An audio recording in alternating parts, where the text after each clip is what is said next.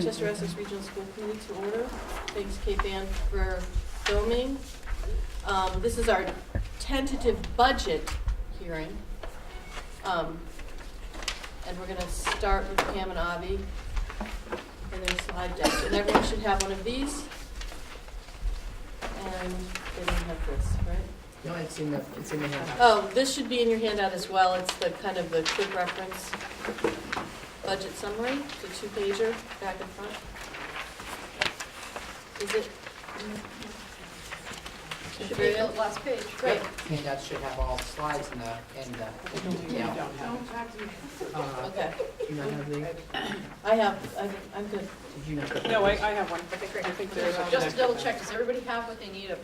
The slide deck, if you want to look on, and not just look at the screen, and the Yep.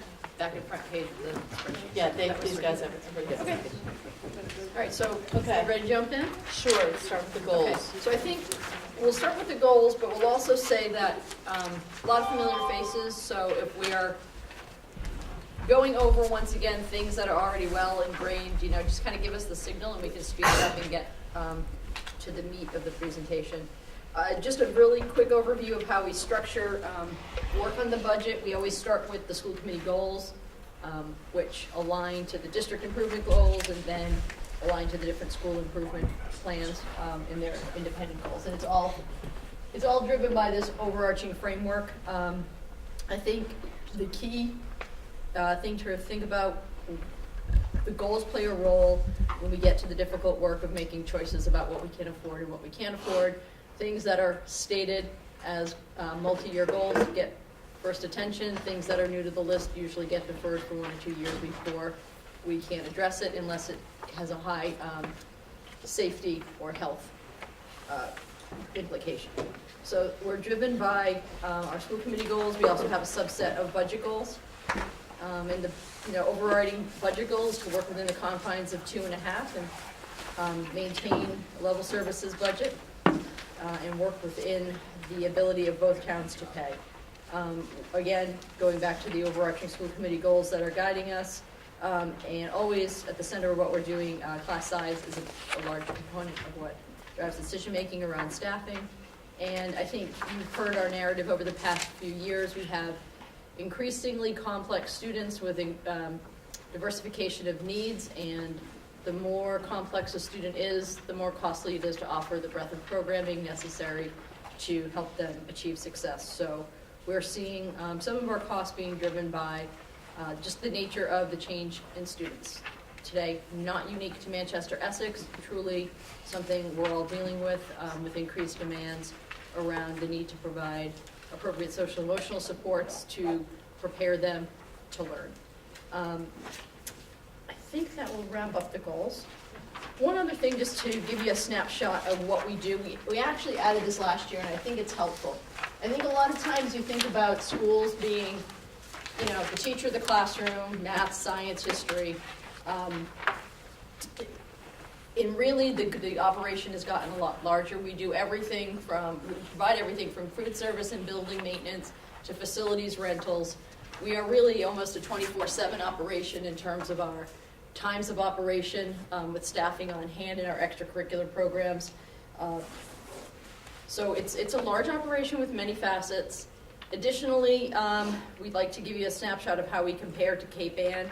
I think the best, like all measures, you can find things that are flawed with it, but by using per pupil expenditure, you take the overall expense of the district divided by the number of heads, you get the average per pupil expenditure. We are right in the thick of it. We are kind of mid-level statewide, and we are on we're right in the middle of the pack on Cape Ann as well.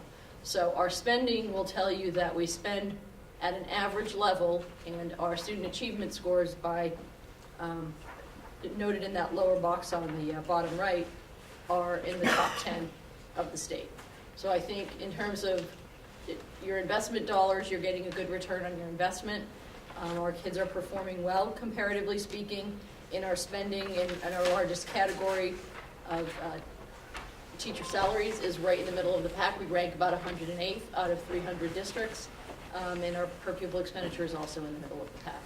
So that's kind of just a summary of everything we do and where we rank statewide.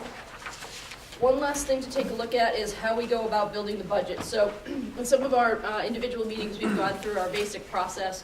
We actually started discussions over the summer about how we were going to approach it this year. But typically in October, principals and directors are asked to put together their building-based or department-based budgets and submit them to Avi and I. Avi compiles everything, and then we put it into a set of documents that we then review through our leadership council. Every principal and director presented this year. We went with a modified bottoms-up budget or a zero-based approach, where they were asked to recreate or create what they needed from the ground up and not just rely on moving forward expenses of old. We went through those. Hopefully, we'll be able to find a few efficiencies as an outcome of that process. But typically, we start with student needs, and the subcategory of student needs being the special education. So in theory, the goals that we've set for ourselves and the needs that our students present drive what the budget supports. In reality, and as I said last week to school committee, you'll see our story tonight is really one that says it's a good framework, but right now we have fixed costs and that are really driving the budget scenario. So a lot of what we want to do, our choices are going to be forced because we're going to have to make decisions to ensure that we can meet our level service requirement and not damage the program. And we'll get into a little bit of detail on that. So Avi, if you want us to take them through the numbers, Sure. and we can talk about implications. Yeah, well, and I think Pam talked about how the budget was built, and we talked about the budget goals, and what's relevant there, as you look at this slide, is that we always start with an assumption of level services. Yes, there are many programmatic improvements that we hear from our leadership team that are important to them, and they hear that from working with their school councils and with their staff. But typically over the past several years, those types of expansion efforts have always had to be something that we fund through efficiencies rather than through straight adds to the budget, and finding ways to look for areas where we can save money to pay for things we want to invest in rather than just layer. So like all years, we began with that intent to provide level services, which is how do we carry forward the program that we have. But this year, one of the things we saw right out of the gate, we've been talking about this in recent meetings, is we have mandated costs for health insurance being really the number one issue. And there's some other mandated costs as well that is kind of growing outside of the typical amount of funds that are available within the level services budget. And when we go back to the budget goals of wanting to make sure we live within the levy limit, that's an area that's clearly peaking as a challenge. So that's where Pam talked about looking at a modified zero-based budget approach to say, are there areas where we can free up funding to fund some of these things that are growing a little faster than we normally would? And the quick takeaway is that it's not going to really be possible to provide a completely level services budget the way we have, just because of the rising cost of benefits, to a lesser extent some of the issues around transportation and out of district. We'll talk about that as well. And without those efficiencies, we would be kind of where we don't want to be, which is outside of ability to fund within the levy limit. So here's some highlights about what's driving the areas. 16% is the assumed rate increase we have for health insurance, which is pretty high, obviously, for our second largest cost after personnel. The problem is it's coming on the heel of what was a really, really painful year of renewal for this year, a 28% increase. And if you've been following our district budget for many years, you know that this has actually been a source of good news for many, many years, and we've averaged around 4% increase over the past 6 years prior through active negotiation, looking at restructuring, collaborative bargaining, all sorts of ways, looking competitively at the marketplace and different providers. It just happened to be that you have insurance for a reason, and sometimes you get to a situation where claims are exceeding what the renewal estimate would have been, and so that's when you end up having to pay more for your service. So we had a lot of conversations at the school committee level back when we first got our renewal. As many of you know, our numbers, this 16% for the FY19 budget. That's an estimate that we have now. We don't get our actual renewal until the spring after the budget is solidified, and that's just the timing of the cycle because the benefits don't take effect until July. So we do our best to estimate. We work with our insurance providers and brokers to crunch numbers. But when we got the 28%, it was after the budget was set, and we had to do some very serious juggling and frankly, repurposing of budgeted funds to be able to fund that. And we've talked about some of the areas where we did that. We did have some reductions in building-based instructional supplies. We had a reduction in our maintenance program for, where we're fortunate enough to have some money set aside in each year's budget for capital improvements that are just the normal course of business. So that had to be tightened. We started looking at putting a cap on costs for replacing retiring staff and making sure we were being very economical with new staff coming in, which is another way to save some money. So, but when you layer that 28% that we were able to absorb with what we had in the budget on top of the 16% that we're forecasting for next year, you're really getting into a situation where 2 years of that is really tough to manage. And really, this is the story of where we're at today. I think everything else after that is details. Second bullet there, you can see it's a total impact in terms of growth of 1.5 million over 2 years. And for those of you who've been following our story about other post-employment benefits, or OPEB, which is our obligation for retiree health care, this is an area that's been another good news story for many years. We're one of the few regional school districts that has been pre-funding our retiree health care obligations and putting aside money.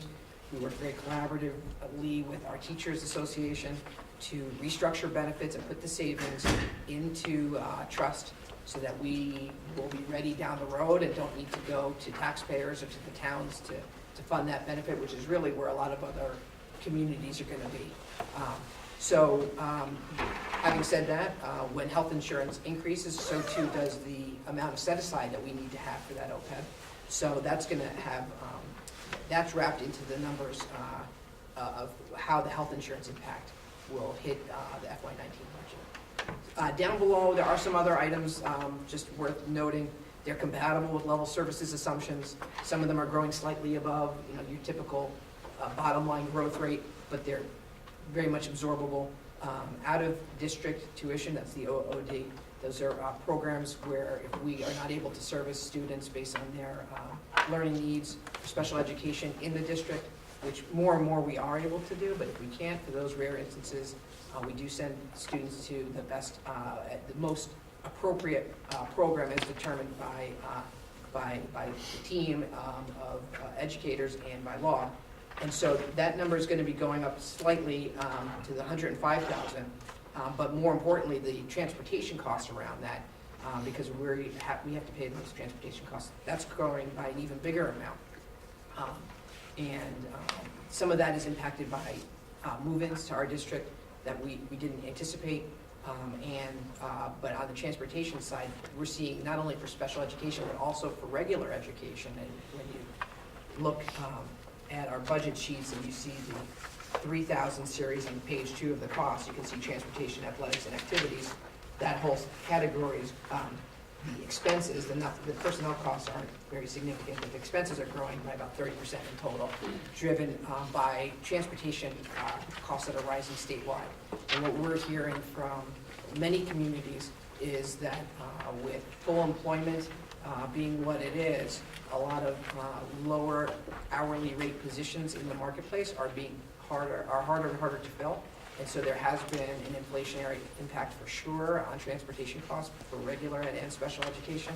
This is something that all business managers are talking about on the listservs, and so we're seeing that this is not really an MERSD thing, but something that we're certainly required to provide. But really, outside of those areas, everything else really is forecasted at this point to be in line with level services scenario and our multi-year model, which we use multi-year modeling to make sure that not only this year, but for many years out, we can live within the levy limit and not put undue burden on the towns. But because really of this large absorption that we have to hit on the healthcare side, we're going to need to do some additional reductions to meet our spending targets. and the budget assumes that. So big picture, what are the numbers? Spending, the tentative budget, 25.2 million, that's a 3.2% increase. We talked about, we've had to make some adjustments already based on known retirements, and so technically, really, that is a cut when we're not replacing retired teachers who are retiring in retirement positions. Obviously, we're going to still run the same number of classrooms, but to the extent where we have non-classroom teachers who are retiring, where we can tighten up, we're going to be doing that. We still have more work to do, and that relates to the $550,000 that we're going to be working on in the coming months before we finalize the budget. But really, what I think all of this says is that we know we've got some increased costs, but we still have every intention to make sure our budget comes in within the sustainable figure, and so that's where we have the 3.2% forecast for spending, and for the operating assessment, which is the bill to the towns as it relates, that's the 3.29%. And basically, for those who aren't familiar, that's you take our spending and you pay for a portion of it with any non-town revenue that we get from state aid, and what's left is what is funded by the towns. And so the town's growth rate of 3.3% is a little higher than the 3.2 spending, just because we are generally in a low growth rate environment for state aid. And if you look at the budget sheets, and I'll talk about this later, we're looking at about 2.4% increase for non-town revenues. But really, these numbers are in line with our recent trend and sustainable model, and things that fit within the levy limit and fit within our multi-year modeling. There's another portion of our budget, in addition to the operating budget that we talk about each year, which is our capital budget. This is debt service payments for, at this point, we only have one set of debt payments, and that's to fund the middle high school project here, for which debt has been issued. It's $2.1 million. The debt's been structured to decline in payments each year, so that's where you see the $48,000, 2.2% decrease, and this is all outside of the levy limit as approved by debt exclusion back when this building was built. We like to talk about, if you could simplify the budget, really a couple main categories really sum up your spending. Obviously, we're primarily an organization of people, and with up to 250 employees when you count hourly staff, that's where the bulk of the money is being spent. And at this point, you can see over here, the growth rate, after making some of the adjustments that we talked about in the previous slide, with not replacing retirees, 1.2%. This is a very, very small increase. Down below, you can see the bulk of our dollar increase, as well as the percentage. That's the healthcare, insurance, pension, OPEB, et cetera. We've been level funding maintenance for a couple of years.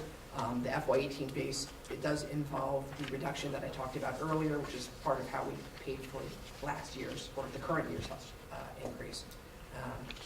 Fortunately, we do have a new building online. Online is not what I meant to say.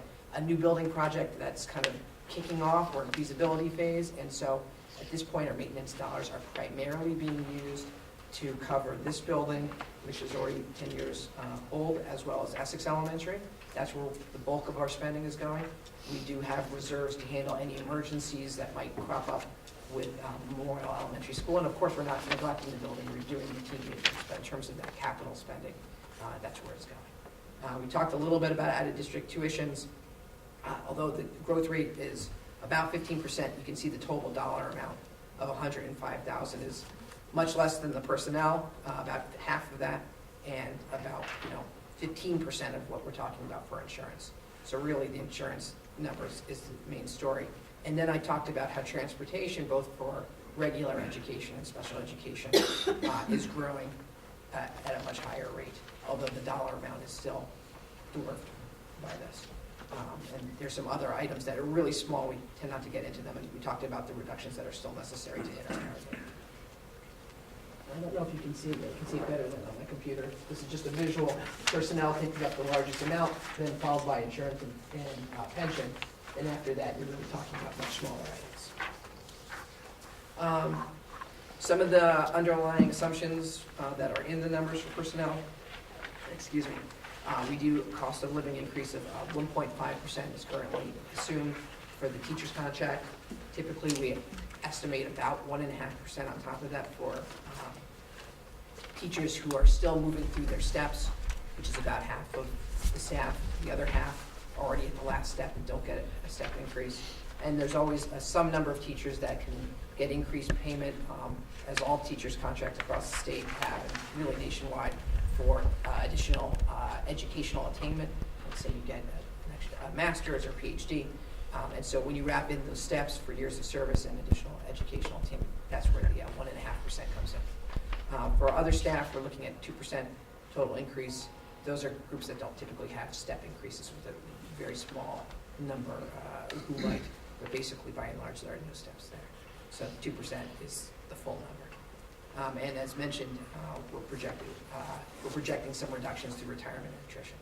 Talked about health insurance, I won't belabor that, and I think the rest of these areas we've covered already. For those of you who always want to know what does other mean and what's in there, really it's primarily instructional supplies, followed by instructional and network technology. There's some contracted services that we use for specialized related services professionals in special ed, and we get to smaller and smaller categories for admin, PD, and athletics and student activities. But overall, this is a very small portion after these major categories have been accounted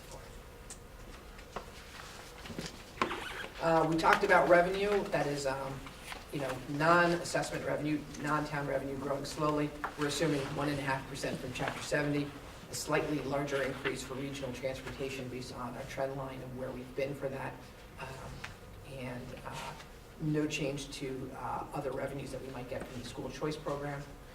We did expand that slightly during the current year as another way that we are able to cover the 28% health insurance increase by taking 10 additional students.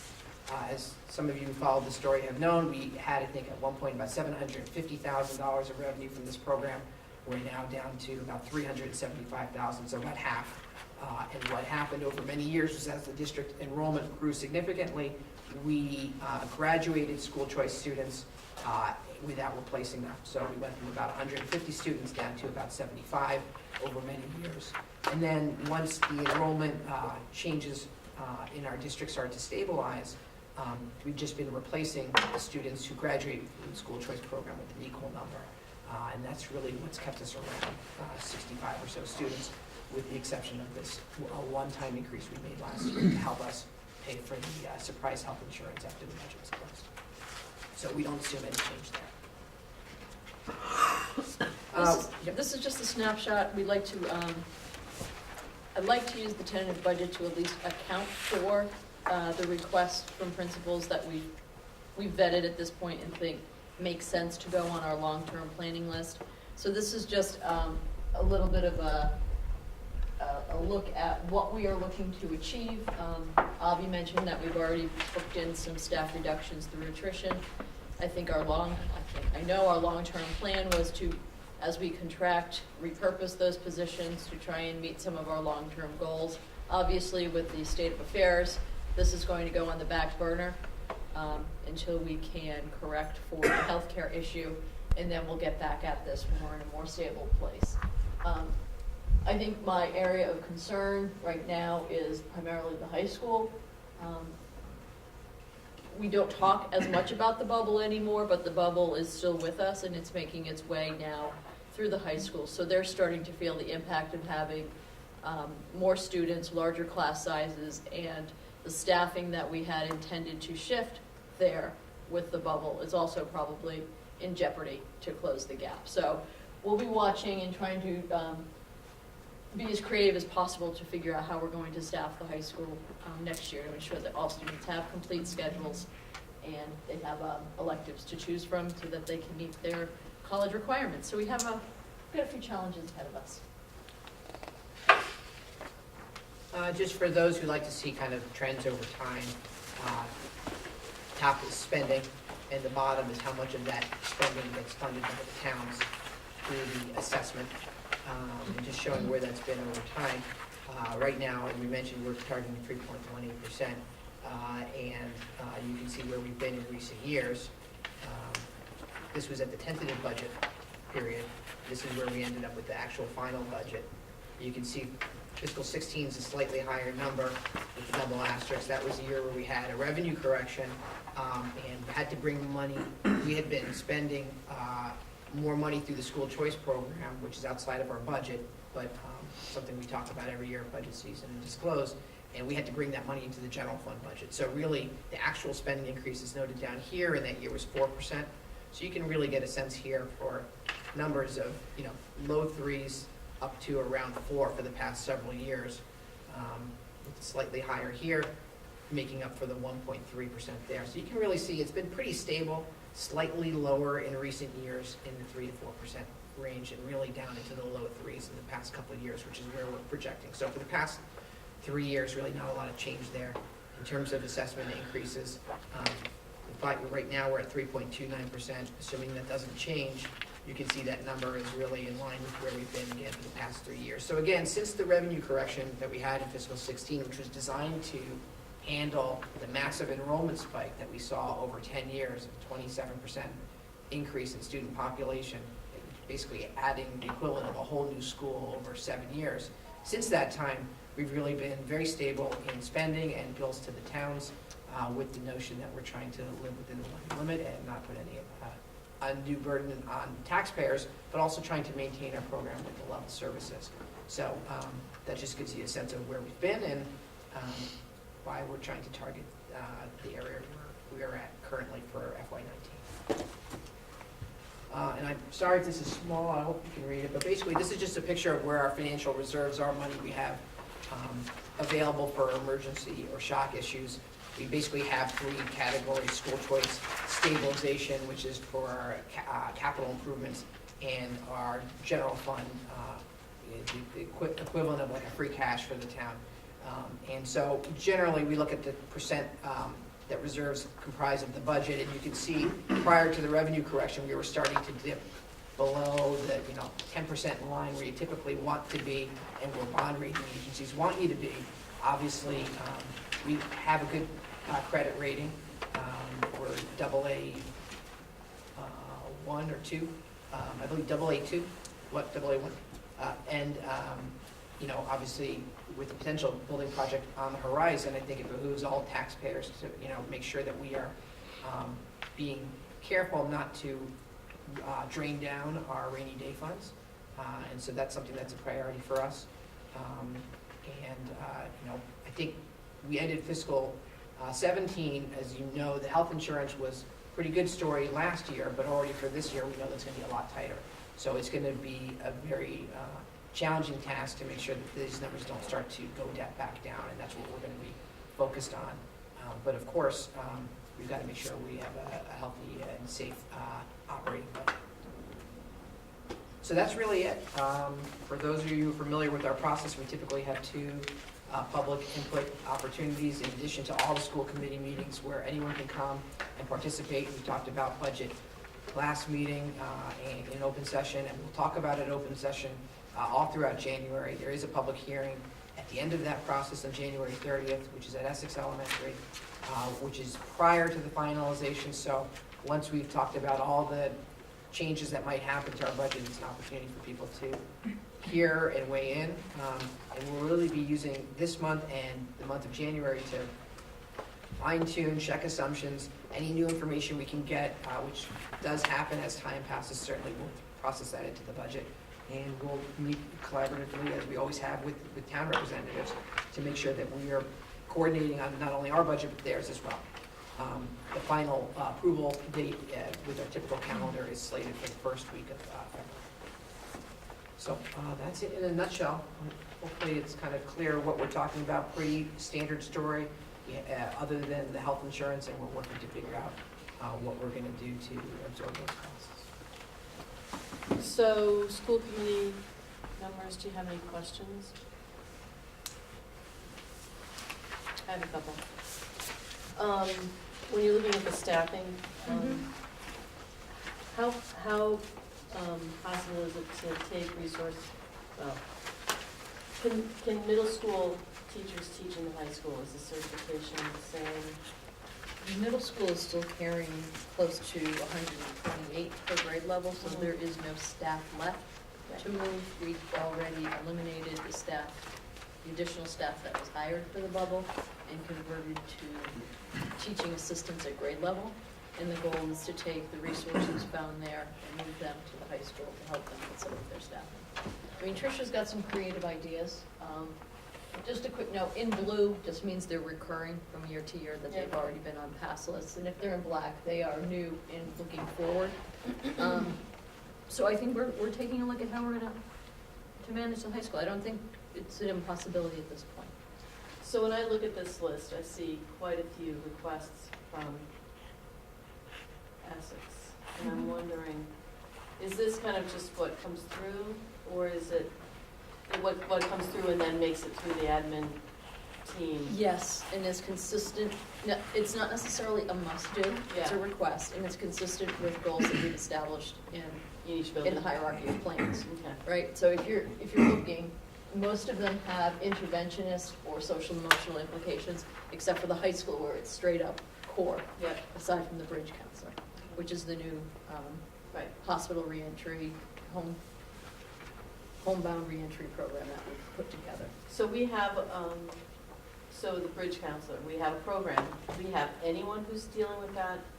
We're working now with kind of a hodgepodge approach, and I think the feeling is that to keep it effective, we need someone more focused. Okay, On so the kids dedicated resource. So, can I ask one question while we're kind of there? Sure. When we're talking about the high school, I mean, I know we're not there in the budget, but it's kind of hard for me to be an advocate when you say it's doable. Like it's doable. Well, as we said last Tuesday, No, I know, but I'm just saying, so it's hard to know what we need to fight for, or so when, or, we don't know what we're fighting for yet. I think that's what we're trying to frame out tonight, which is we know fight's what, the wrong word, Hmm? advocate for. and we need to be able to tell you what to advocate Yep. for. So at this point, we're not losing anything. We're just not gaining the things we hoped to be gaining at this point Because of the class size. because of the budget. So what we need to do between now and mid-January is figure out what our path forward is to achieve that additional $550,000 in savings. We could come back to you on our January 8th meeting and say, we've got these boxes checked. We're gonna move X, Y, and Z over here, this over there, Tricia's taken care of, and now we've got another $300,000 to go. So we're not saying these things are off the table. I think growth is highly unlikely, given our current situation. And some of these things might have to jump to the top of the priority list, and additional things might have to come off to clear the way. We haven't fully vetted what our options and choices are. We just basically finished putting this together with the earliest assumptions. When did we meet? The 5th, so we finished on the 1st. So we're not there yet, but we'll give you an advocacy list by mid-January. But to clarify for those in the audience, these are items that are not included in the budget at this time. Right. I know you guys have heard that, but I just want to make sure everyone here understands that as well. One more question about transportation. Yeah. Is that number pretty certain right now, or is that still kind of? So regular education is contracted. Yep. And we have a new contract that we just started this year. We put it out to bid, and that is certain for the Yep. next couple of years, which is good. So on the out-of-district side, it's really not necessarily known because it's based on our projections of essentially what the total number of students going out of district will be a year from now, as well as where they potentially will be going. And transportation costs change based on if you're going someplace close or someplace far. And we know that the rates are going up in the market from what we're seeing for the current year for sure, so that part is known. And I would say unlikely to plummet next year. But whether we have the specific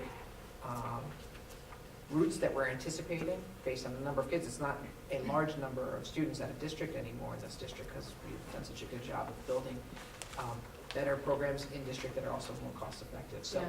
so there is some unknown there. How long is our transportation contract? It's a 3-year with 2-year options, but we just put it out to bid, and really what we saw with our change was not inconsistent with what everyone else is seeing. So I think it's just about getting to the new normal. Our past contract had an inflationary growth rate in it, and it's been a non-story for 5 years. Unfortunately, at some point, you end up paying the piper, and so in some way, that increase that others in other communities have been feeling for the past 2 or 3 years, we're now starting to hit in the coming year budget. So So it's a function of the better economy, it's harder to find drivers, so you have to pay them more. yes, and Make it I've more talked, attractive. absolutely, and that's what we're hearing consistently across all transportation, is that it's hard to get drivers, and that's a real factor. Just as contrast to that, on the health insurance, which is the biggest increase, that isn't we weren't paying our share. It was, the 4% annual was unusual, or was unusually low. That's been typical. The claims are what in particular has driven the spike up. Even should claims tail off, hopefully we have a healthier population in general, it still won't come back down for several years after from these levels, or will likely remain at the. Typically, insurance companies don't like to give a lot of money back, so and there's a thing in the medical insurance business about medical trend, and whether it runs 8 to 9%, 6 to 8%, it seems to me to be a little bit squishy, to be honest, and it ends up being a negotiated situation when you have a healthy population and your claims data, which is what they all quote on, is running well. You become competitive because everyone wants to throw the healthy people into the pool and use those folks to basically create profit to fund the other ones. It's very much like the conversation that's happening on the national scale with should healthy people be forced to buy insurance. So we've been a very healthy customer for many, many years, and we really have a small outlier situation. So to answer your first question, our average of 4% per year was not based on being artificially low, really, by maybe more than a couple points just from good negotiation. That's what we were earning in the marketplace. And typically, if an insurance company needs to make that back, they're not going to wait 2 or 3 years. They're going to do it right away in the next year and get their cash flow going. So this is really a short-term issue, a current issue that doesn't relate to past underpayments at all. Along those same lines, so we have $1.5 million over 2 years Increase. hit. How does that break out year to year? So last year, Well, the 28% and the 16% gives you a sense that, it's primarily for the current year, FY18, where the bigger number was, and that's where we had the big hit. We're assuming 16%. We still don't know where that will go, and not to get too far into the weeds, but basically you do projections based off of how you're doing. We know already that the good news is that we have a massive influx of premium that we're putting into our portfolio that helps to make our renewal for next year to be better. But between trend and the fact that we don't have a lot of data on our claims for the current year because they trail 3 months or so, we don't really have a lot of visibility into how our health look is going this year. So that's where we've been advised to go. At each month that ticks along between now and February, we're going to get a little bit more data and a little bit more data, and by then maybe we'll know how we're running through maybe October.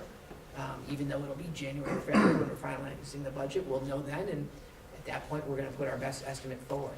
hopefully it's positive data. I think so. I mean, one thing that isn't happening is that the big increase we had in the current year portfolio that led to the 28% really related to a month by month by month kind of massive hockey sticking of our costs.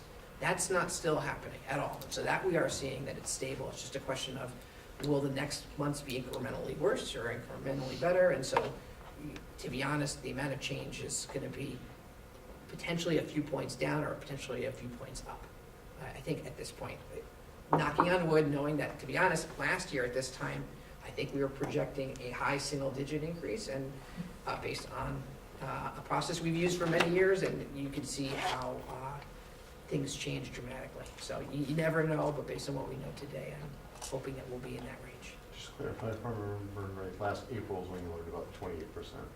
Well, yeah, it After wasn't the in budget. April, but that's where it became locked. And That's so okay. we put in the number in the tentative budget around this time last year.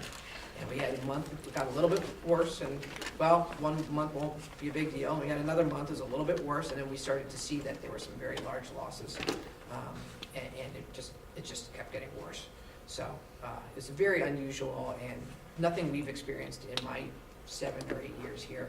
And sometimes that happens. That's why you have insurance. Anything else for school committee? Great.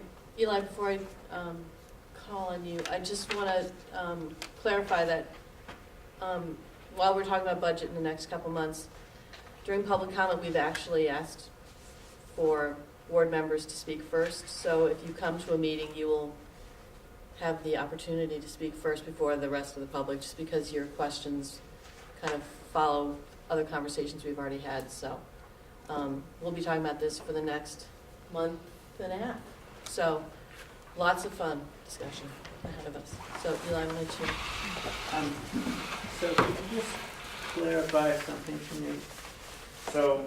Eli Bowling from Manchester, because we don't have a secretary tonight. Yeah. Okay? So the, go back to the staffing page. Oh, okay. Staffing? So it says staffing not included in the tentative budget. The column for the staffing accomplished in FY18. That's in, What's that? that's in, that's currently in our budget. It's the 19 that's not in the budget. The 19 stuff is not in the budget. So you Yeah. currently don't have, okay, that was one of my misunderstandings. I was getting the impression that that left-hand column was not going to be included. This is No, of the list that we had on the right-hand side at this time last year, that's what we accomplished out of it. Yeah. And this is the remaining list from last year in blue with the additions of FY19 in black. And the reason the heading says not included, because a year ago, these items were not included and were over here. So they've moved over, they've been accomplished. So Okay. each year we show at this time what types of requests, be it staffing or operating expenses, that our administrative team is saying are necessary to keep the program running. So this is an update on what happened since a year ago. This is where we're at today. I think the story we're trying to tell with this is that every year we have a list of things we want to do that's aligned with our goals and our plans. But to maintain level services, you cannot expand the program, so you have to repurpose things that already exist in the budget. So they don't get built into the tentative budget, because then you would have some exorbitant number like 15%, and we know that's not realistic. So what we do is we account for them so that as the team goes through the process, we try to find efficiencies within to then create opportunities to bring on some of our goals list. This year, there will be very little of that because most of our efficiency finding has to deal with closing the gap caused by healthcare. And then after healthcare, the next priority will be the high school. Second question, on transportation, there used to be a kind of a perennial discussion about pickup radius around school. Have you had that conversation again? Is there any flexibility in it, and how would it affect, if it's possible to do so, how would it affect your transportation budget to alter the pickup radius around the school? We're already charging for what we can under regional district compliance regulations. So within a mile and a half of school, we can charge people to ride, but outside of a mile and a half, we are obligated to provide free transportation. And you're already maxed out on the fees for the inside the mile and a half? We are. I think, Avi, we raised the fees last year, and I don't know Yeah, I think that what we're seeing. ridership went up. Yeah, we're at that kind of, what do you call that, the elasticity point where the marginal gain of more fee is not gonna yield more money. We saw that with the current year increase. I think we will look to see if any routes could be consolidated, but Yeah. we'll Generally, see what rider time will look like after that. yeah, right, yeah, the routes we have are lean because they are geographically based, and, you can't have people on a bus for more than an hour on the way to school in a community that's geographically as proximate as ours is to the schools. And so there isn't a lot there, but we're gonna look to see if there's something we can do, and maybe, yeah, there is something with nearby ridership that could be a factor there, I just don't know, but certainly we'll look at it. Tom? Tom Keogh from Manchester. We've always heard that the bubble was in the middle school, and now it's partial middle school and partial high school. Is that where that is now? Yes. 8, 9, 10 right now. It started at the elementary school, it's been middle school for the past couple of years, and it just rises. And second question, we keep seeing or hearing that the Memorial School first grade and kindergarten are smaller numbers. Are we finding that people are moving into town with older students and therefore getting our middle school numbers up or high school numbers up versus young elementary students No, I coming think the into the district? simple story on that is we've been tracking the bubble, so to speak, for many years, and it's just following through. So entering classes are just coming in smaller. Now, whether it's purely demographics, fewer babies born, but not a lot of change in household, a lot of change in household or turnover in housing, I can't account for that. We haven't seen an influx of move-ins to the middle and high school causing the bubble. These are residents that came at a particular point in time and have just been moving through the system. And, we're happy to say that people usually come and stay for the duration.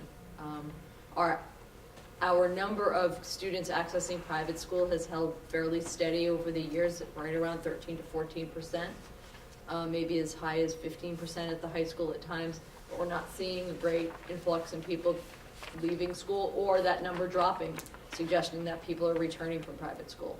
So I think we've been working with the same cohort of kids that we've been tracking since this all started. I want to say 8 years ago when we got here, because I think the first conversation we had is, can you add a teacher to second grade?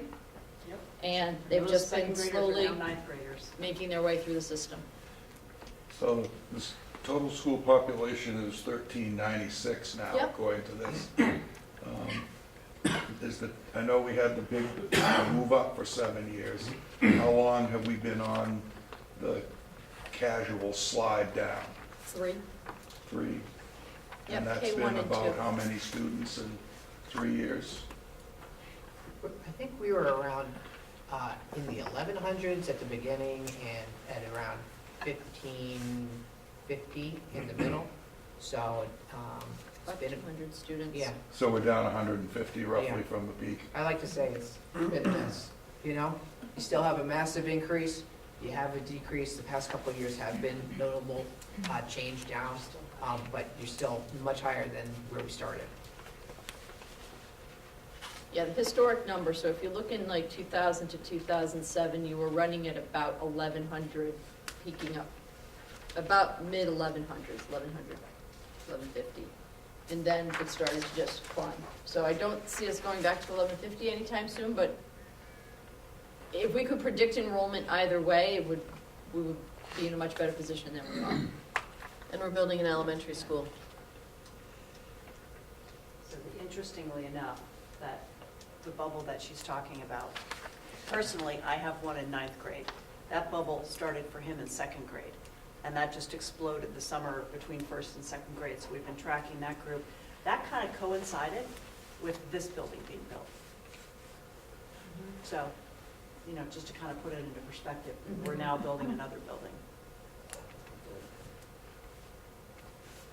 Thank you. Yep. Lori? Maury Creighton, Manchester Finance Committee.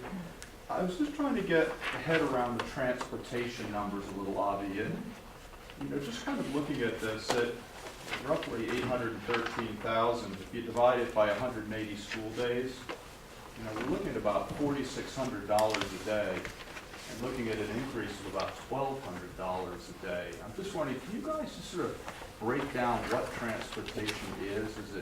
Is it buses? Is it taxis going off in a million directions? What is Transportation, this yeah, thing? it's a great question. So the regular education component of transportation is basically buses that we have 2 routes in the town of Manchester and 3 routes and a half in the town of Essex. We run first the middle high school for a given route, and then that same route goes back and does it to the elementary. And so the cost there generally is personnel. You pay some asset, depreciation in your fee to the contractor for the bus itself. But really, it's a labor-based business model, just like ours. So that's the bulk of that. There are, and it's not a lot of discretionary items in there. And when we talk about discretionary use of transportation for athletics, that's in a separate area in the athletics budget. And if you remember the athletics budget, non-personnel costs for athletics are paid out of the revolving fund that are funded by user fees. So there's nothing related to that that's part of this story here. This is for regular transportation. And then as it relates to the added district component that we talked about, that's where we do our best, and it's pretty challenging to do because, we do our best to forecast now where we think we'll be a year from now, knowing that those are needs, student needs that get monitored on really a weekly, bi-weekly basis. I don't know how often, but constantly by our staff. So it's really the best estimate we can make. There is some unknown factor there. We try to not be too conservative. We try not to be too aggressive. It's really, I'd say, a middle-of-the-road assumption. And that's where you do have, frankly, a much lower cost per ride, much less efficient cost per ride, because in some cases, you're taking one student to a town that's far away. Or you can't be combining routes. You don't have lots of kids going the same place every day. It's an individualized service, and typically individualized services and transportation are just more costly by nature, just like as is the case for athletics, a charter run that a club might take, or a field trip, etc. So that's an area that is a little more costly per ride than the regular day. We talked about it in our, when we went through this at our last meeting, and I asked if there was any possibility of having like a consortium with other Cape Ann schools who are going to far places like Waltham, and it's really hard because of timing. Yeah, it's not a And regulations. efficiency-driven model, Like it's a kids aren't allowed to be needs-based late. model. So if a student needs to be at school for 8 o'clock, we would certainly combine another run, but if it's going to get the student there at 8:10 or 7:30, we can't do it. It has to meet the exact specifications of the plan as required. It might also require somebody ride the transportation, or that the transportation be highly specialized, have lifts, monitors, et cetera. So it's very hard to project, and it's completely dependent on the prescription of the plan.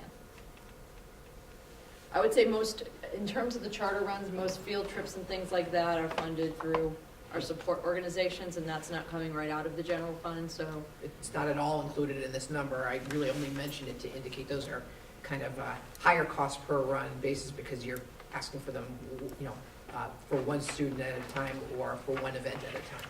But definitely not part of these numbers. Municipalities have a few more options around transportation. You don't, if you are a single district municipality, have to offer it to older students. I believe it's 6th grade and up is the cutoff.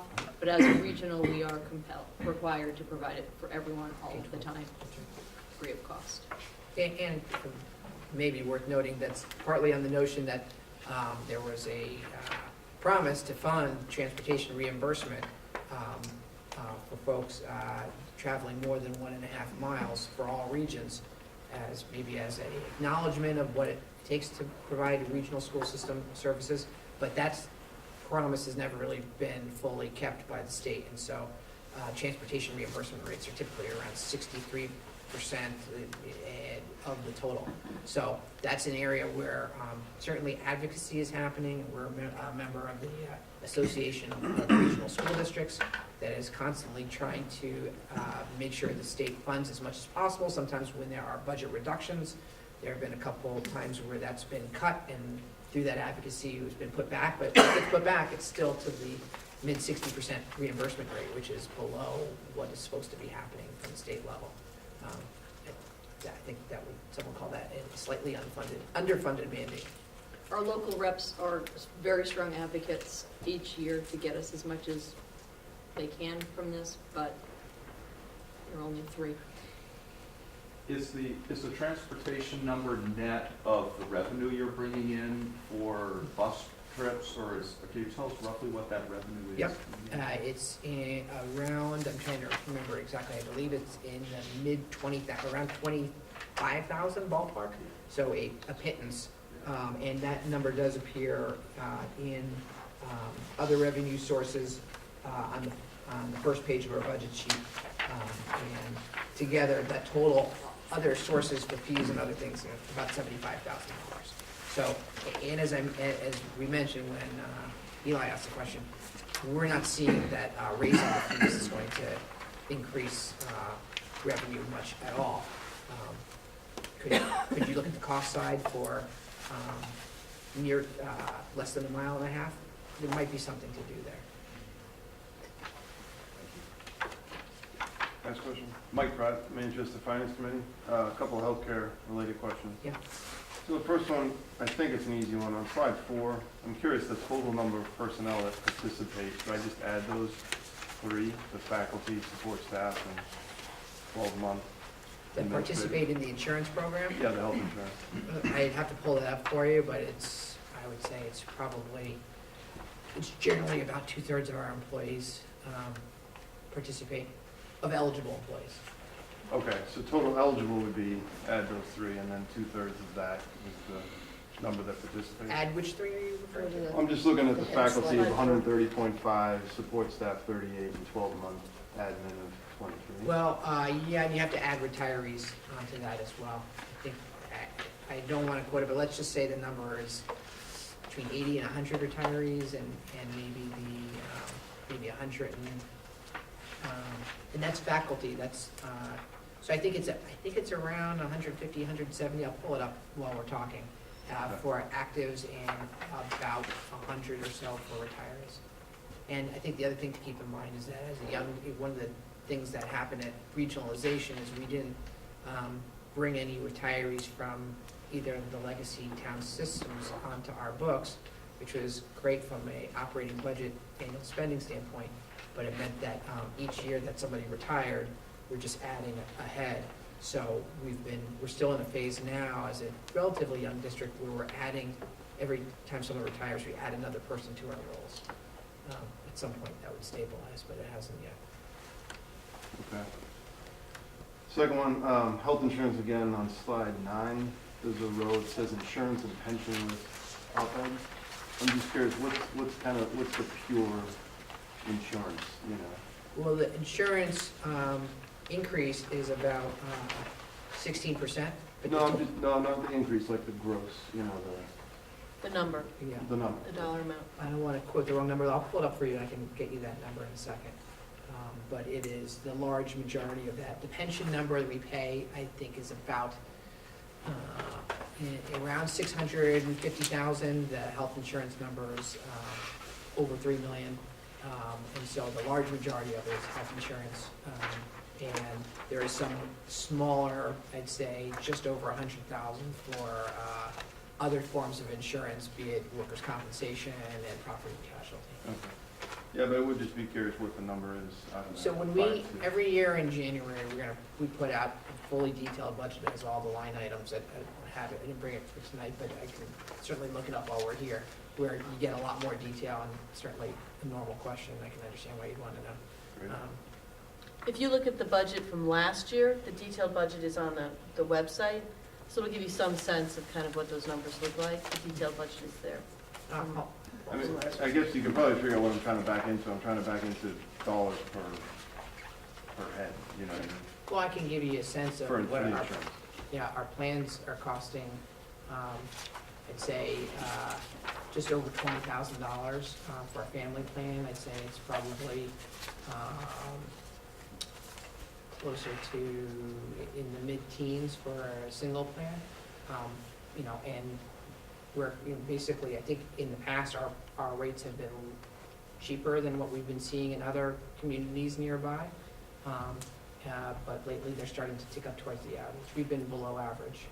And those two numbers are, call it pre-split, right? Meaning Yes. that's the total, and then it gets split, whatever. No, 75, those numbers are, District those are our contribution rate, I'm sorry.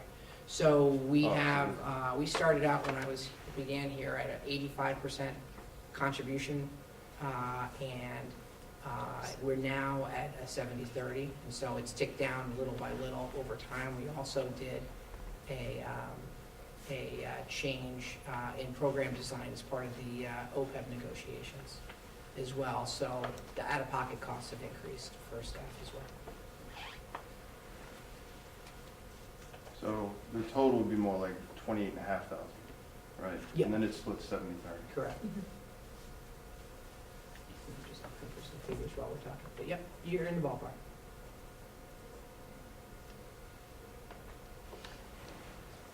Anybody else?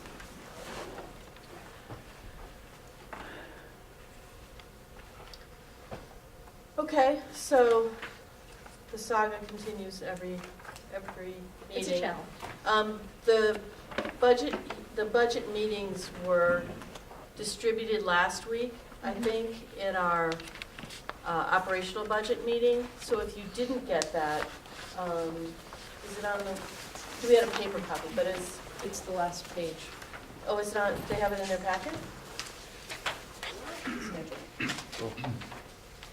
You mean your upcoming school committee meeting? Not the date, these are just the, I think Jamie's talking about. The budget meetings. You know, the one that we had, the green back and forth? Budget calendar Yeah, the budget calendar. that we handed out Yeah, at the Alport's meeting. yeah. We have that, yes. Where is, does that live on the website? It was on the website under the budget page. Great, so that's there. It'll tell you all of our meetings going forward.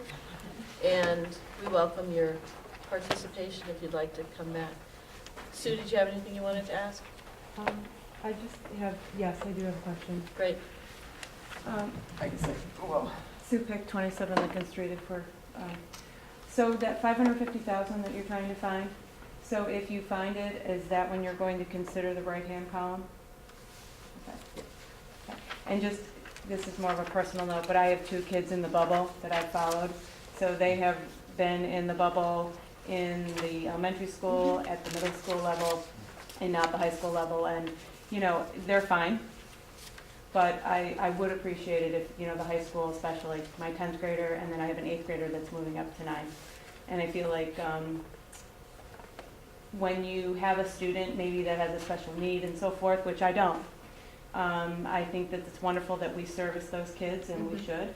But I also really want to say that kids that are just fine, or maybe a little bit above achievement, standard achievement, also don't get ignored, you know, when there's aides and extra people in the room, and they're just completely ignored if they have a question, because they're fine. So that's just, you know, I feel like that's never said. So, and thank you. I know I don't know how you'll find $550,000, but I hope that you do.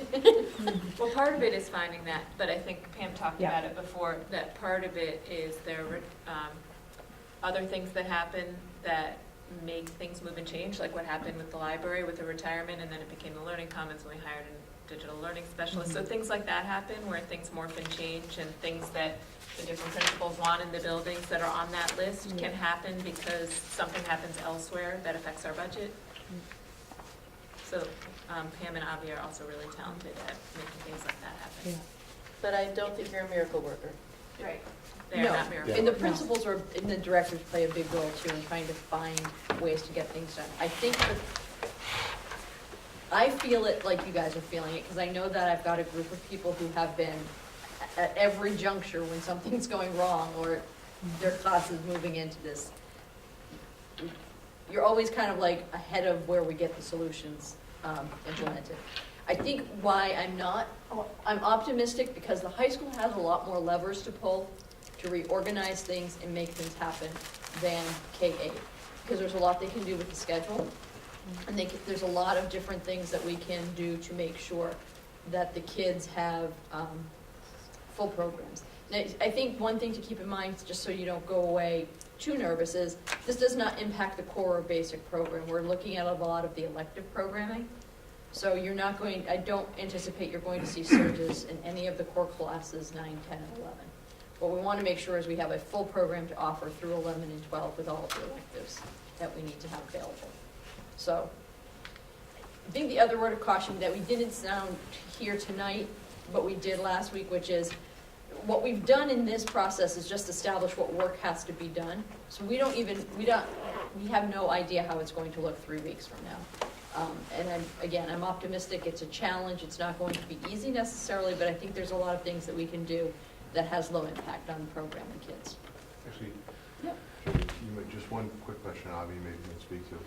A lot of this is based around assumptions. Mhm. What are the numbers that, like, if you were to look ahead over the next couple of months, what are the things that go from being estimates to being firmed up that are big drivers to this? Or they're all small compared to insurance, or? Yeah. Yeah.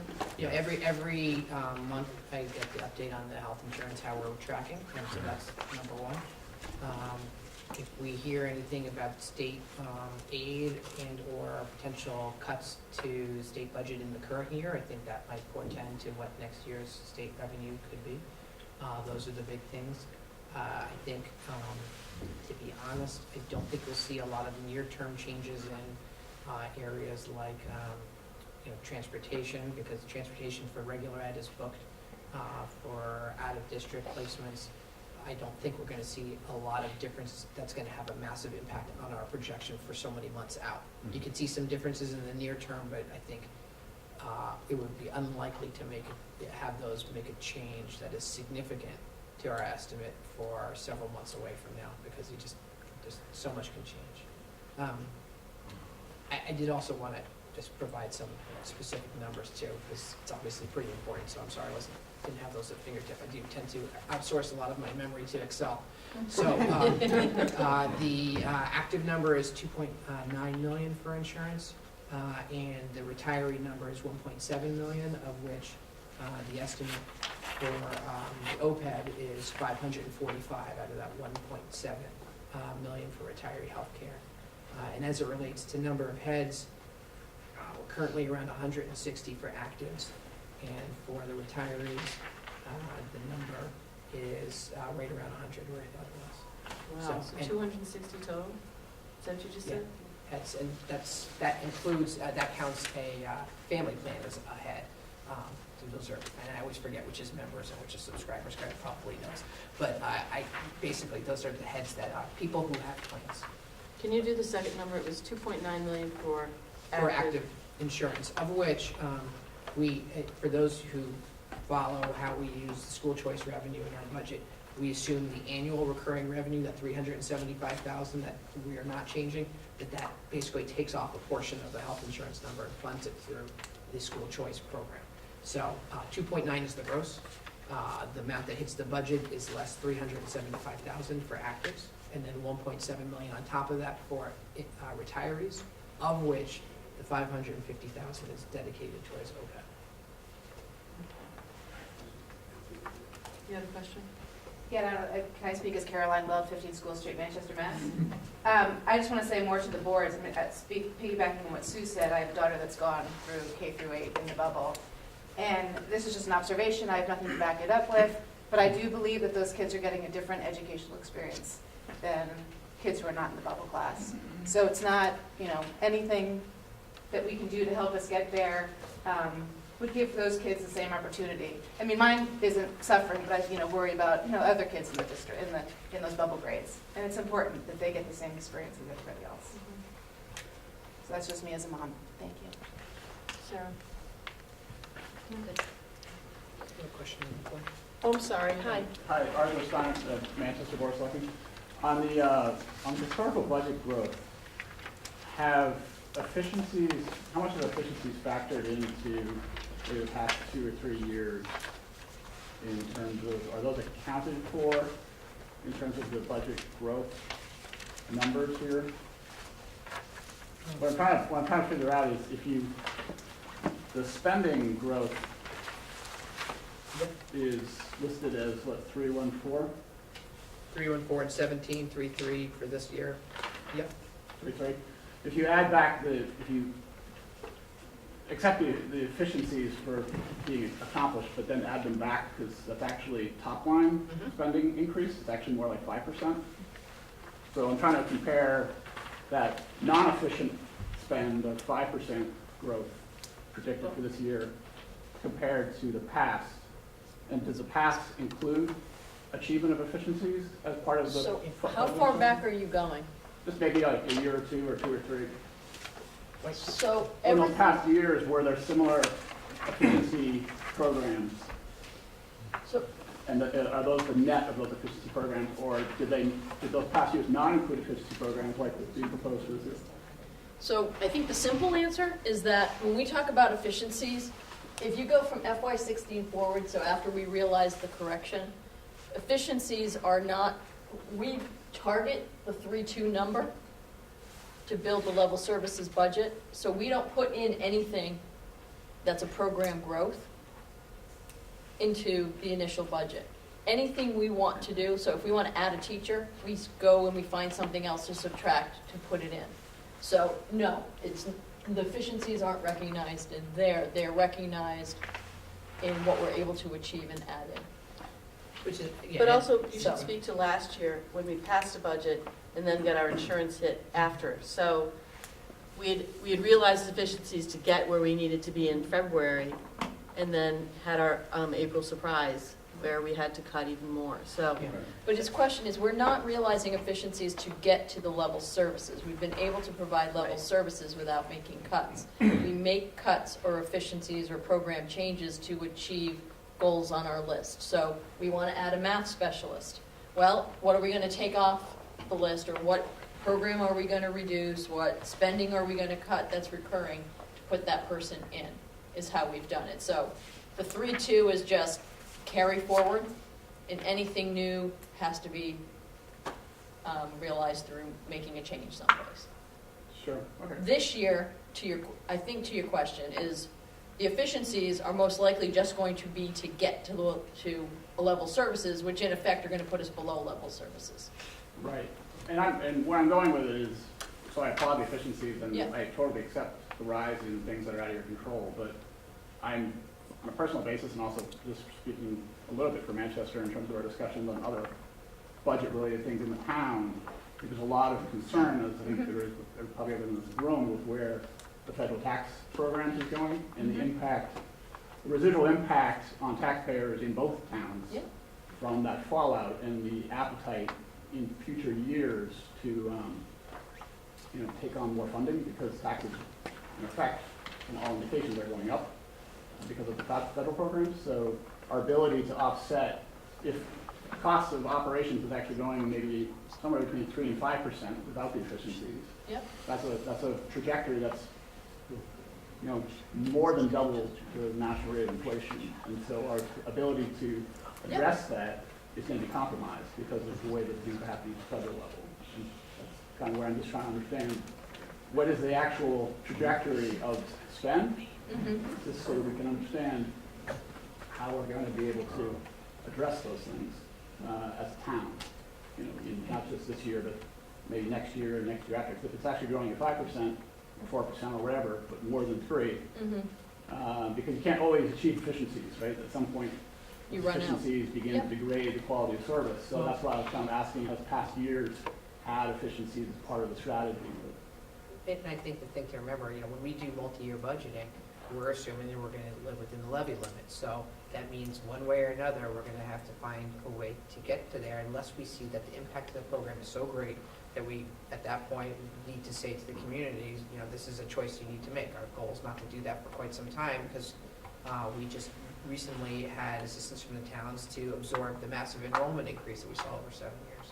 So I think that's really, where we're targeted to be. Why is maybe the rate growing higher than that before efficiencies? Well, that goes back to what we talked about when we talked about it's not just enrollment change, but the changing needs of what students need. And I think what you see across all education across the country is that, more and more expectations are being put on school systems to do. It's not just teaching math and English alone. It's also making sure kids are able to access the curriculum. It's making sure kids have social emotional supports. There's all sorts of things that are changing in education that pay no mind to Prop 2.5 or anything else. They're just changes in what's happening in our country. And so our job is to really do the best we can to provide services to the kids, meet them where they're at, make sure we hit our mandates. And so, yes, you might see that some of those gross numbers might be trending higher, but we know at the end of the day, we're not gonna be just saying, well, 6% is the new normal because we're out of efficiencies. We know that that's not sustainable. So it's really about the balance, and I think that balance is really reflected in the goals. How do you maintain a quality program while maintaining affordability? I think the good news is that we've been talking about that balance for many years. We've been doing multi-year forecasting on that for many years. We've been working with the towns on that for many years. We've been listening to the community about what they need in the program and what other communities are doing and are expected to do. So we're kind of, this is something that's really the essence of what we do each year. So, Just to make a note, we have not expanded program and requested those funds from the town to do so. Any request from the town has been funding for enrollment boom. That wasn't program expansion, that was program maintenance because we had more heads than we had historically had. Or in this, and we're not requesting funds, or our growth is driven by costs that are outside of our control, primarily healthcare. So the program expansions have not been done through either an override or increased requests for funding from the town. They've been done by reorganizing, moving off outdated programming, substituting in new things. Revenues are possible, although they are small, and just looking at doing things differently. For those who may be new, we've outsourced custodial, we've outsourced food service, we've removed core, functions that aren't at our core that we don't do well and that are costly. So we've made a lot of moves internally to try and achieve the program that we want without passing the cost directly back to the town. Okay. Hi, Maureen. One other little question. Yeah. We always talk about budget, and then the way all this sort of rolls together is that we then sort of get to the apportionment discussion, and I know this is really early on that, and the big driver on that tends to be enrollment. And I'm curious if you have any thoughts or observations about change in enrollment between Manchester and Essex, or see any trends there that are different than what you've been seeing over the past several years, or is it pretty much status quo? It's been, Status quo. it's been slightly increasing from Manchester in the past couple of years, but when we looked at the multi-year trend, and I think this is something we brought to the Finance Committee in Manchester, and I think it also showed the Finance Committee in Essex, there hasn't been a dramatic change in that over time. So you might see near term a little bit of an increase in the, that we've seen in the past couple of years, and the Manchester assessment might be a little higher than the Essex, or about half a point higher. And there's a smoothing factor, so if there are any changes, it takes a couple of years to take effect. But big picture, it hasn't been a dramatic shift one way or the other. And I think as for apportionment, with still some costs waiting to be borne out and where they'll come from, that will affect apportionment, certainly, because our formula, as we've kind of reviewed, it is partly based on how much relates to instruction versus non-instructional costs. We should have information on that in mid to late January. So I think for us, step one is closing the immediate gap, so we need to be functional for next year. So that's where the 550 figure comes in, and the work that we need to do between now and February. I think the long-term work is going to the source of the problem, which is if healthcare is causing the disruption, then what can we do within healthcare, within compensation packages, to right the ship? Because it can't continue to come out of program. But for those who've been following our story, that's not something we can do unilaterally or overnight. We are in a good position. We're entering a negotiation year, and this is something that's going to be a topic for deep discussion, which is how do we sustain this? Because it impacts the employees as much as it impacts the district, because they're bearing the cost as well. So I think there's a lot of opportunity in the next 9 months to kind of talk through what our options are for the future. It's got to be a collaborative process, and it has to be something that gets the vote, so it has to be a fair proposal. But I think they've been wonderful partners in this up to this point, and I have no reason to believe that they're not going to want to roll up their sleeves and try to figure out how we go forward. you know, I think we spoke at both FinComs, we've asked a lot of them, of the teachers over the past few years, and they provided us a very heavy lift on restructuring to fund OPEB. And I think they deserve a lot of credit for being very open and forward-thinking in that process. So again, I'm hopeful that we will come to a resolution, but it is getting a little bit difficult to continue to, their real wage growth has not been where it needs to be. But that being said, we will find, it's a challenge, we will find a solution. Okay. Just some reminders, we have a school building committee meeting next Monday, where we're gonna be talking about MEP, right? Mechanical, electrical, and plumbing. Yeah, exciting stuff. And also our capital meeting with all the boards is next Tuesday, the 19th. So we'll see you all there. And we're just gonna be talking about the two towns and trends and what we see going forward in terms of debt coming off. If you want to stick around, we're going to be talking about subcommittees. So that's the end of the budget hearing. Thank you for coming. Thank you very much. It's good to see you all every week, really. Susan, get a response from you. Okay, so can I have? Staying around for the fun stuff, trying to get Series of invoices. Fluids. She's actually been in the hospital with her mother since 10:30. All right? That was just. I had it overlap when with the the meeting meeting. started. With parent meeting. Started, so Son is a junior. All those in Double favor? duty, huh? Double duty. Opposed? Abstained? They're trying to get her BP down, starting fluids now. No. See if that helps. Been here since 1:30. Okay, I have no chairman's report. Oh, yeah. I want to You get are no longer the junior person. You can't be assigned to do this kind of stuff. I remember that. Nice to see you. Well.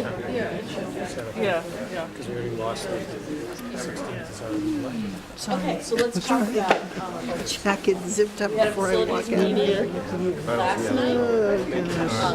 You joined us. I know, right?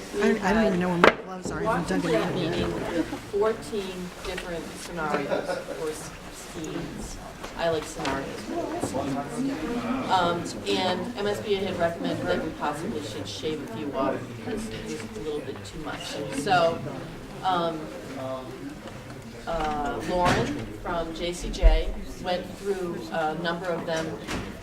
Hey, Brendan, you guys are right in front of the camera. And we're talking about some really good stuff.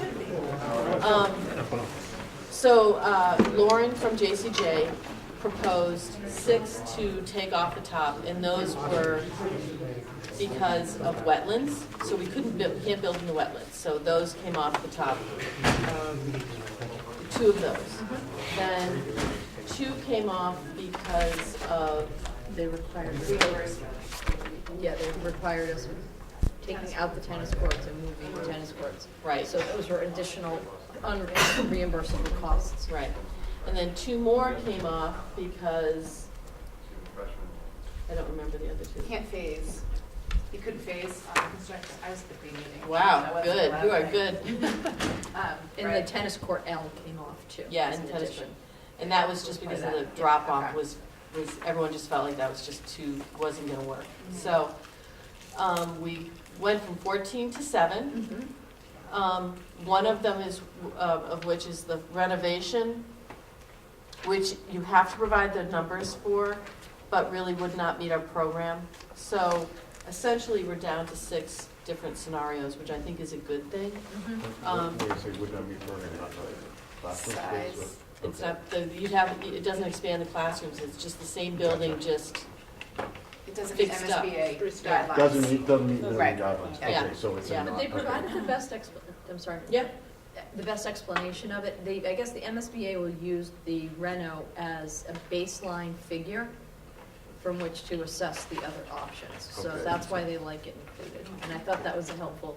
So even though it doesn't Explanation. necessarily meet their code or minimum requirements? Okay.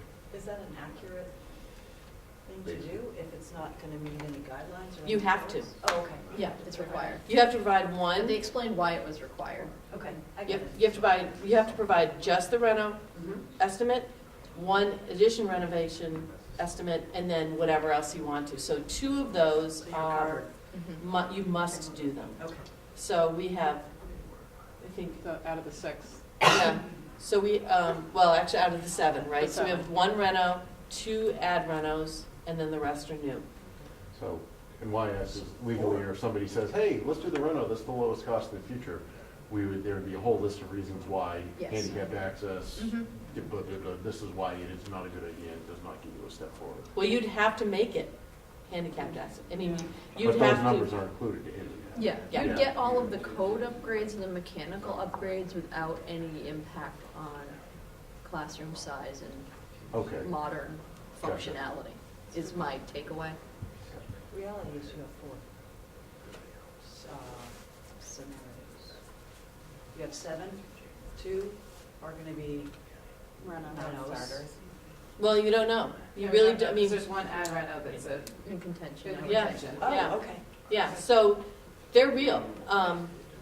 I don't think we thought going in there that they would be, but Mhm. when you saw the numbers, you're like, well, maybe we really should consider this. How can we make this work? So I think there is real, The ad reno, not the just straight reno. right, yeah, add the ad The reno. ad reno Yeah, is an option. yeah. The Straight reno is not. is, Numbers wise, what does the ad reno look like? I don't We don't have remember, one, okay. but, yeah, I don't remember them. They all look expensive. What Does they're the trying, ad reno keep the auditorium? Yes. one of them So does. that's like- Yeah. So, But I so, think what we learned last night too, I'm sorry to interrupt. No, again, that's is that good. they're not designed, so we have no idea Yeah, what true. the ad reno would look like. What they did is kind of block out how it would fit on the site and how they would do phasing around it. So I think what they're trying to do is get it down to a manageable number of schemes to develop into something with more of a design flair to it, even though it won't be complete. So now you can start to say, well, what would it look like if they tried to keep the auditorium? Or how does it look on the site if they pivot it and turn it so it's actually facing out toward the footbridge with the back of it to 127? It's like, so The more we knock off the list with the each more we're gonna meeting, get to see. the next scheme will be, or whatever it is, Mhm. will be a little bit more meaty, so Yeah. they can kind of go a little bit more in depth with each That's and then you start scenario seeing, each time. if that, you can start creating if-then statements. If you wanted this, Mhm. then it's gonna cost this, and then you start really like making decisions. So, as you go further down, you'll refine. And the phasing and the rehousing of students is a big budgetary line item. Yeah, it's So not that reimbursable. That was taken, that is taken into account in each of the schemes, and it is a big deal. So that got talked about a lot Yeah. last night. And as we go forward with these remaining scenarios, you'll be looking at siting,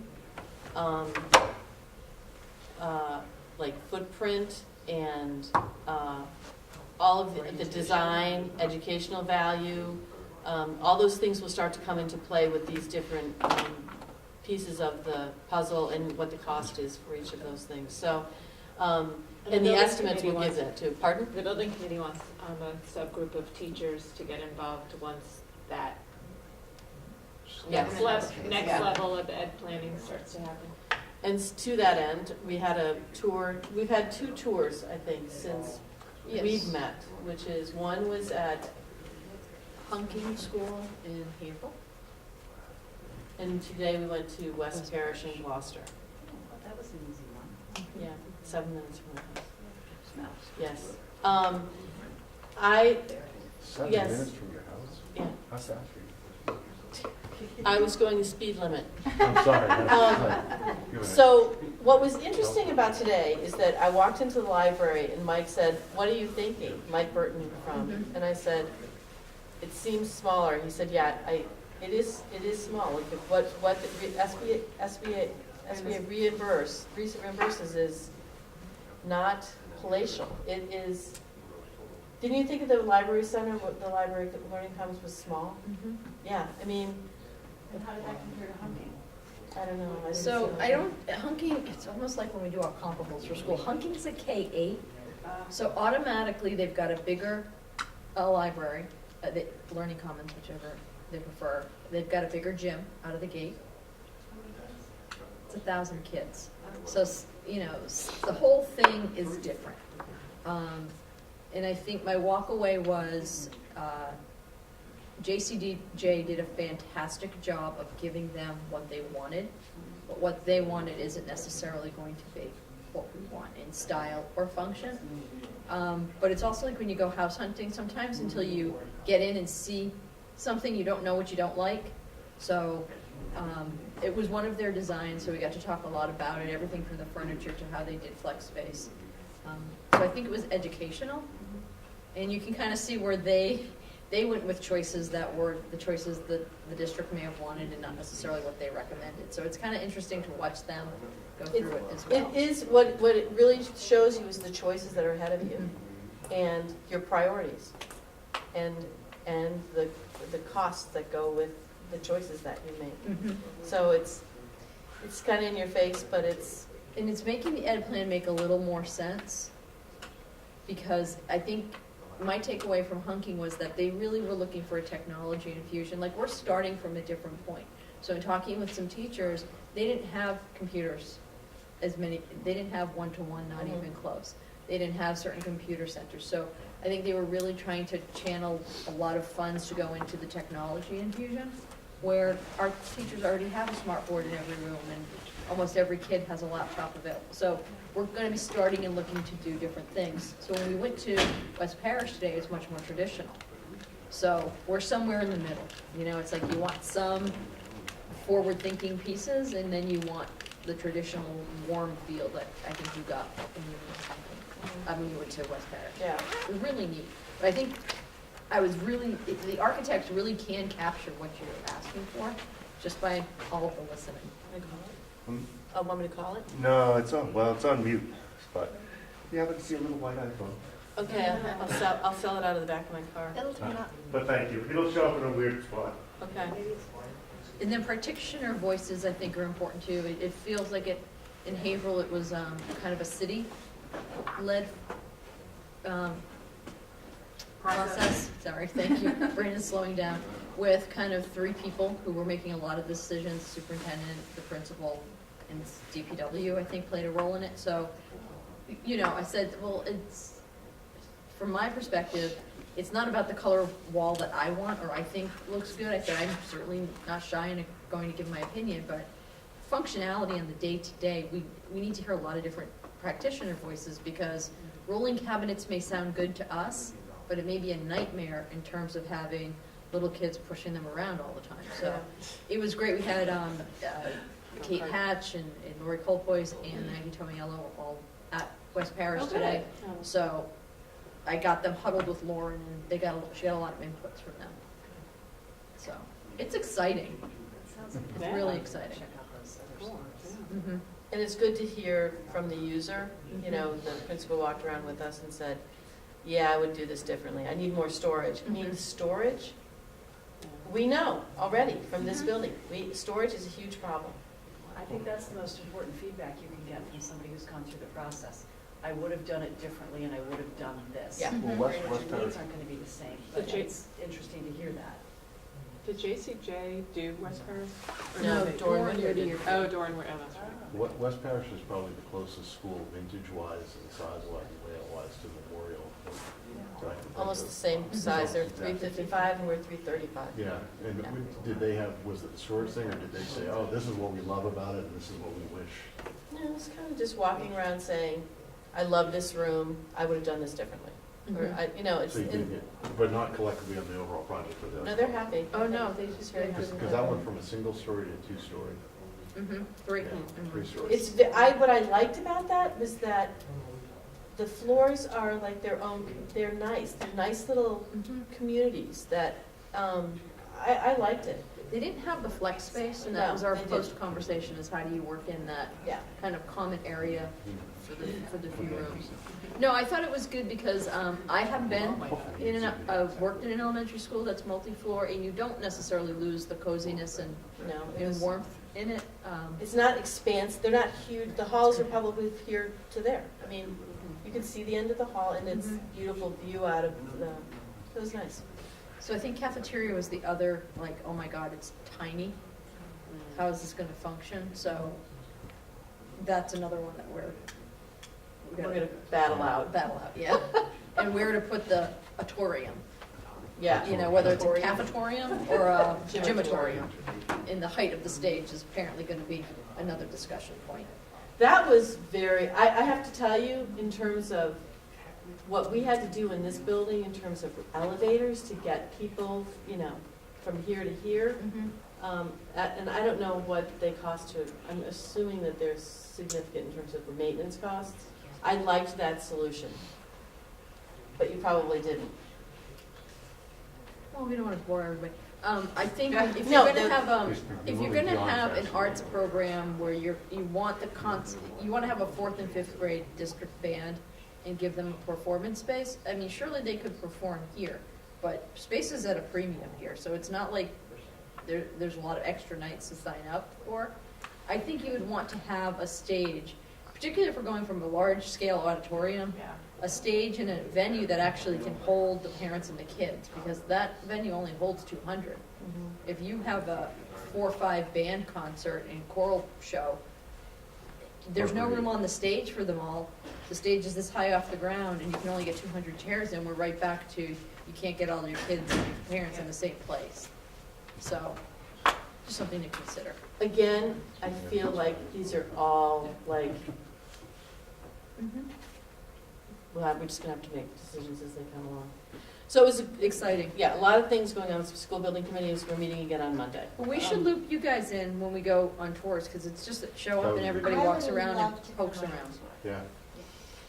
Finance Committee, we had a collaborative session last week where we focused on the operating budget, and we previewed this meeting, and we also talked about the capital meeting that is coming up next week.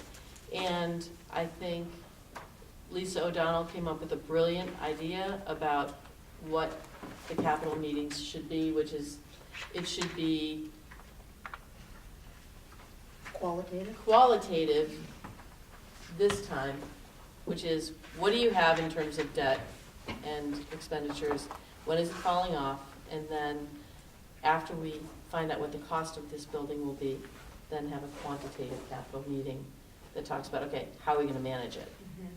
So, Brendan, Greg, Avi are all going to put together some graphics that illustrate where we are with this, and it should be, I think, much like we had with the operational meeting, which is each one of them will kind of show their story, talk, you know, present their town's narrative, and then we'll possibly talk about what are you guys doing? What are each of the 2 towns doing to manage these challenges?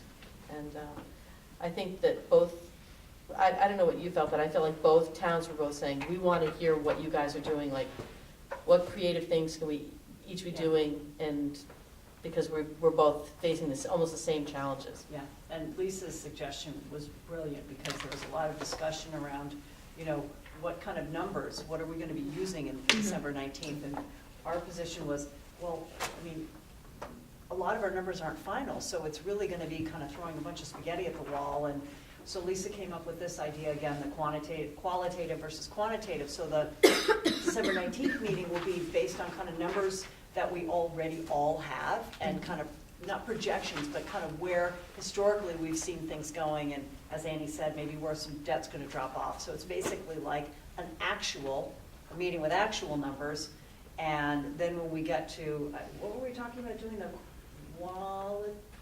quantitative meeting, like Maybe February or March. February, March? So that's when everyone, especially us, will have harder numbers. And then we'll kind of be able to overlay some more of those newer numbers on the older numbers and kind of see where all the projections are for all 3 entities. So I feel like everybody felt pretty positive about that. It was, you know, a good meeting, and we kind of, you know, talked about what we talked about here tonight. Yeah. So. No, it was good. It was quick, and, you know, I felt like the last couple of meetings have been really good. Yeah, very much more. Very collaborative. Yeah. Good for you guys, that's pretty significant. Yeah. Thank you. No, it was these guys. Now, once we get through this next set of meetings, I'll before the break, I'll pull together the look ahead to January, February for everybody, so you have all your I don't think we can process that. Yeah, I right now. think we're not gonna be able to breathe until the end of February. It'll be a happy holidays. Yeah. Here you go. We'll be spending a lot of Happy time holidays, together. love Pam. Here's some more dates. Okay, communication policy subcommittee. Ken or Rachel, why don't you guys take one? We did not meet last week. Yeah. No report. Like that. Negotiations, got anything? We have a date for training Mhm. on January 21st. Is that right? 6th, 6th, all day, What day? Friday, the January 26th. January 26th, Friday, all day training for IBB. That same guy No, he doesn't Are you do in it that? anymore. Yeah. Because I have in here, are we doing a slide review on that day? I'm gonna have to pop out Okay. or let it go. I don't know what the slide review for, but I Oh, can't for the remember. 20, We've got for a the slide- 31st, the the public 31st? meeting. Okay. We'll just have to move that. We can change it. We can move it, okay? Okay, superintendent's report, what do you got? She's been working on budget. Yeah. So, good presentation tonight, Excellent. that was great. Great presentation. And, Good ruler trainings, that's, I've got that. okay. I can't keep track of what I'm with you for right now.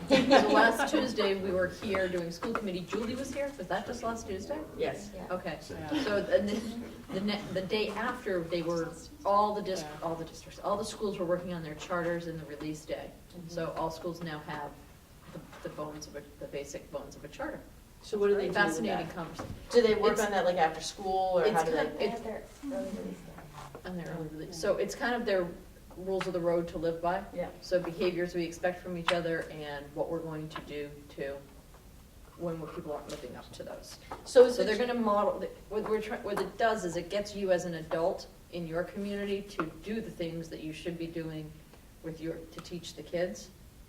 So you start to model, but you also start to live it. And now they're transitioning into, okay, how do we take it on?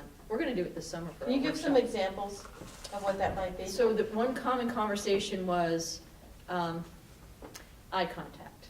Like, people want to feel, Is that why you were looking at me all night? yeah. People want to feel welcome and warm and appreciated in their environment, so how do you do that? So what are some practical things you could do? And one thing, and the conversations were different in every building, was, well, you could greet people by name and make eye contact when you're in the hall. So you have conversations like, well, that's insulting, who needs to write that on a list? It's common, No, it is not. it's common courtesy, everybody knows to do that, I'm an adult, educated adult person, I don't need that to be on a list. And then you have people like, well, people don't do that. So it's like, it's a way of airing some climate issues, but also establishing that not everybody thinks the same way about things. So what's common practice for you is not necessarily common practice for me. So if it's something that's important to us, being explicit about it is important.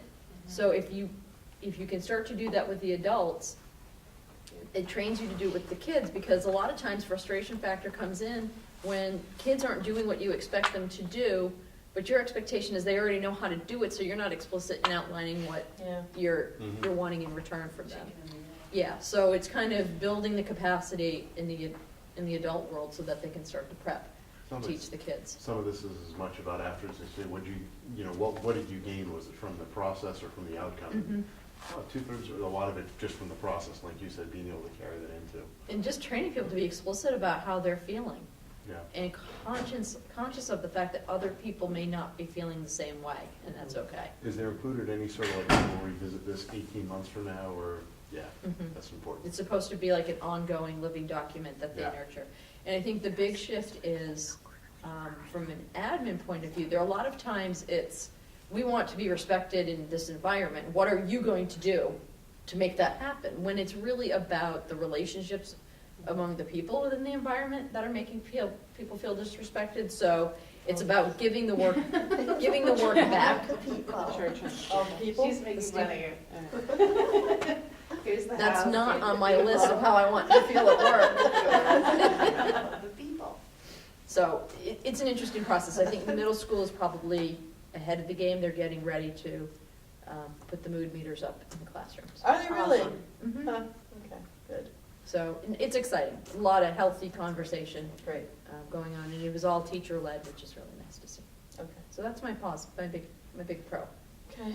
Avi, you got anything you want to talk about, get off your chest? No? I have a lot of feelings, but no.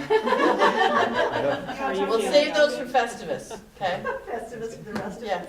I have one minor question for Avi, since you mentioned the solar, going ahead on the solar, when does that potentially start next year? It's gotta be completed by March 31st, and they're going nuts because I haven't signed the contract, because it's like 50 pages, and every day I have about time to read 6 or 7 before like a million things come my way, including budget and building. You can get installed by March and on the roof by Done. March? Yeah. Completely Holy done, cow. done and done. What I mentioned is, for point of reference, especially also for the building committee, Carol Murray apparently got something like a $400,000 grant to, and I don't know for sure when and if it happens, to convert the Manchester compost pile to a food waste reprocessing facility, and she said it's completely maxed out in terms of, because it's a rigid structure, they will have, the proposal included solar panels on the roof, and there are a number of significant Massachusetts incentives through Governor Baker or whatever that have come on for putting solar in new construction. So there may be some things showing up on the building committee to ask about. Great. Neat. Yeah, those guys are all over Yeah. efficiency stuff, green initiatives and money, and we did, when we built this building, the solar panels that are put on the roof were 100% paid for, designed and installed by someone, by the government. Mm-hmm. And we own these, unlike the ones where now we're gonna use the grants to offset the charge back to us, they'll be owned by someone else, so. And any a 60-second update on the bridge? I did get the specs from the design. I think the last time I made an update, I don't know, was it here? And I said I was frustrated that the design specs had not come through. They came through. Great. So we are trying to have a conversation to go through them and just get the timeline and all that going. And yeah, so. To take 10 seconds of that conversation, Carol said that she felt confident the engineers could raise the bridge a little bit, and Lincoln Street is going to be repaved next year, and that could also, she could take Lincoln Street a little bit shallower, so Yep. increase the clearance. Yep, and that's been, yeah, she's been really helpful with that, and I think that's been kind of part of their operating assumptions for a couple months, but we just have been slow to get the specs. Yeah. They are talking, his most recent email, he said, I strongly encourage having a warning system installed, which is one of those. They can pay for it. Well, to say, that's, The sounds like big a pipes that challenge. hang like in the front. Does- right? Yeah. Julie's gonna do it. Julie's gonna do it. You'll be Yeah, the- I'm just gonna leave You'll be it. the warning system, stay with the microphone. Still wear me. There's a big bridge coming your You way. guys don't bring me milkshakes. I saw you last time. Watching you again. Okay. I can give you 2 more quick ones if Yep. you guys have 3 minutes. Yeah. So, winter concerts, holiday concerts, 12 tomorrow night for the high school. Next Tuesday night, running concurrently to our all towns board meeting here, and then the What's next Tuesday? High school? Yeah? 4th and 5th grade. Oh, 4th and 5th grade, okay. And then, I updated the building committee, but you need to be in the know on this too, in terms of swing space was raised as a consideration in all of the building. We are running out of options to move our kids completely off-site. We looked at Briscoe, they have not gotten back to us with any follow-up. They were gonna go back to their mayor and their boards and see if they wanted to go any further with our discussions, but they really wanted to just be unloading the building. They did mention Cummings Properties as part of our meeting, and lo and behold, I got a call from Cummings Properties to see what our needs were. They looked into it. The guy has nothing for us, doesn't foresee having anything for us in the near future. They thought they might have some vacated space that was being used by North Shore Community. But when I started going through, okay, how many kids we have, how many staff, and he went back and he doesn't see anything online in his inventory in our time frame. We looked at originally Penguin Hall. It was going to be too costly to renovate and prepare the space for us. They declined. We have 2 parochial schools outstanding. One is supposed to go out to lease, but size-wise, we're not sure if it'll fit. And there's a school in Gloucester Gloucester just entered another feasibility study, so I'm sure they're going to occupy it. So that, we're kind of down to 1. So I think phasing is going to have to be part of the project. What about NDCC? You wanna Notre Dame Children's Center. They're closing? The big enough, you think, Rachel? I don't think, but they have a great playground and they have at least, but I don't know if Okay. Penguin Hall owns it, where the sisters are gonna keep But it. it's pretty small, isn't it? It's, It's a preschool, right? it's preschool. Yeah. It goes through second grade. I mean, our kids went there. And they, One class per, one grade?